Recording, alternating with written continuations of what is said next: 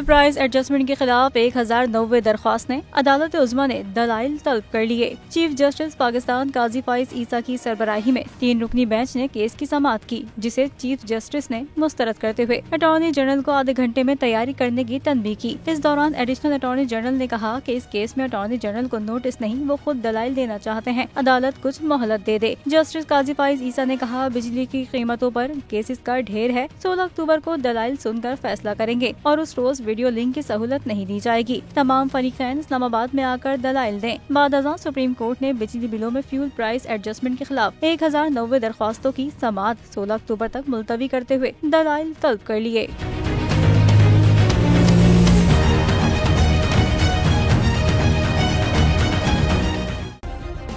Subscribe करें और bell दबाएं ताकि कोई खबर रह न जाए।